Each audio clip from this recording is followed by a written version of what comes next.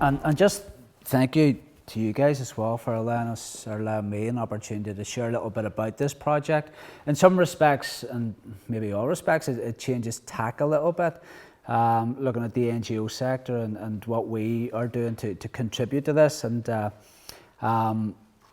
when we were set up in 1991 as an organisation that supports people who have been bereaved, traumatised and injured as a result of the violent conflict here, there was nobody else doing it, ostensibly, and that necessarily builds up a body of knowledge, and it's that body of knowledge that we build on now, and we now have a portfolio of 9 training courses that we deliver to community activists and anybody and everybody who will participate in our courses.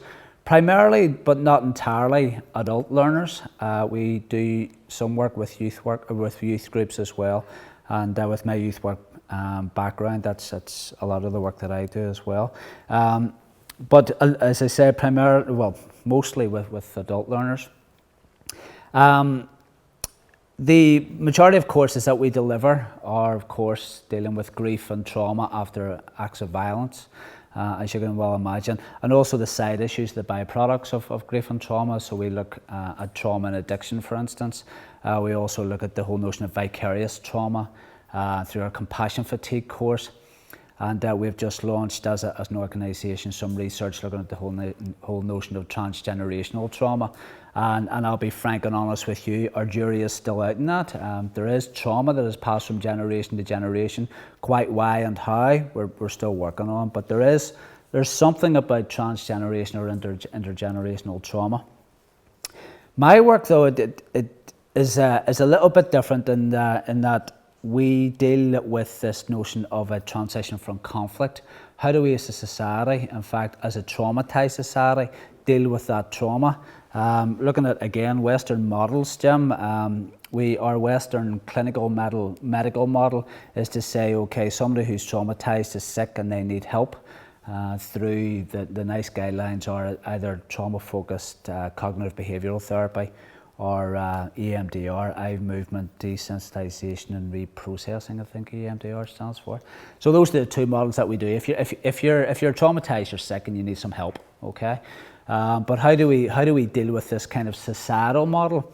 And to say, first of all, we don't believe that victims of this conflict are just sick people who need help, but they do need support. And indeed, they probably need more reparations than they need support. We were disappointed that the Haas document came out with support for victims and survivors.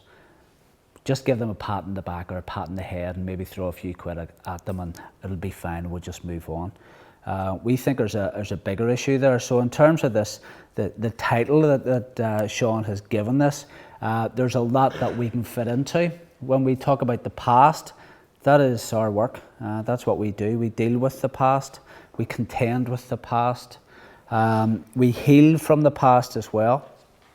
The last part of it, the transitional justice, victims and victimhood has to be part of a transitional process, along with the other elements, including amnesties, prosecution, justice generally, truth and reconciliation.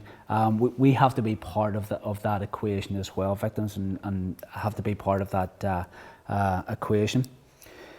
I suppose what I want to do is couch this in the work that we're doing with Facing History and Ourselves, and I've included a handout in your packs which will give you an idea of the work that we have done and kind of the movement that we have made with Facing History and Ourselves. Again, 2 strange bedfellows in many respects, with the work that Facing History have done on Holocaust and human behaviour primarily, and the work that we do with victims and survivors of the violence here.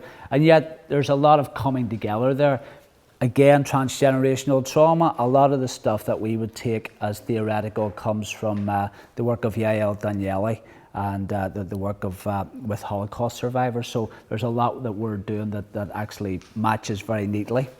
But I suppose where we wanted to come from was this whole notion of history education. And I suppose that's where we as a victims organisation are found wanting. If we are products of this history, and our culture is a product of that history. How are we as a victims and survivors organisation going to engage with that? And this is why it seemed natural then in some respects to go to Facing History in Ourselves and look at the whole notion of the Holocaust, because I'll be very honest, and I think somebody alluded to this earlier, it's easier to talk about the Holocaust than it is to talk about the violence that affected Northern Ireland. So it's easier to do the Holocaust in some respects than the causes and consequences of partition. And people are fascinated by the Holocaust. So what I've done for you is given you a few of the learning outcomes that we have from our Facing History in Ourselves course. And at the end of it, it'll be no surprise when people come to the end of the Facing History in Ourselves course and say, I see what you did there. You're talking about here, aren't you? And he says, right enough, so we are. So, of course we are. So, we start off primarily looking at, if this was an identity-based conflict, what does identity mean for people? So that's what we work on, this whole notion of identity. And again, we're very grateful to Karen and our colleagues for their materials that we can use when we're exploring identity. And The Bear That Wasn't is a story that's told again and again and again, and we love it to pieces. And then people want to talk about the Holocaust, and I'm also grateful to Sheila. There's some great resources out there, and you guys all know them. And when I met Sheila a few years ago, Sheila, I don't know if you just developed at that stage the DVD around the Holocaust, and I thought, I'll have that, that'll do me. So as an NGO, we borrow other people's resources, and we're very happy to do that. So people will talk about the Holocaust and engage with the Holocaust, why the Holocaust happened, how it happened. But what we really wanted people to get into is this whole notion of history. We talk about Irish history. I show Robert Key, a clip of Robert Key's History of Ireland, which is dry as dust. But people just say, a number of people have said to me, I actually didn't know a lot of that. When we do a lot of the 20th century history of Ireland, the people will say, I didn't know a lot of what happened, especially in Derry and in the late 1960s. People will say, I'm not sure I knew any of that. I'm just going to get a wee drink here. But as our work is primarily working with people who have been bereaved or traumatised as a result of the recent conflict in and about Northern Ireland, we ask people to think about those turning points in our recent history. Sadly, many of our members have had those turning points. They can remember the day the clock stopped. And I will say this, and I'll be honest with you as well, I don't know your story either. And the number of people I work with in groups who will say, I am not a victim of this conflict. I have not been affected by this conflict.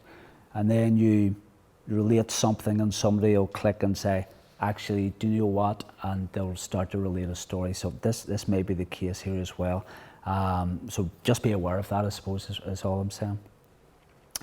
We talk about turning points in history, especially in our recent history, and we recall the experience of many of our members who have those turning points, many of whom had those turning points and not by choice.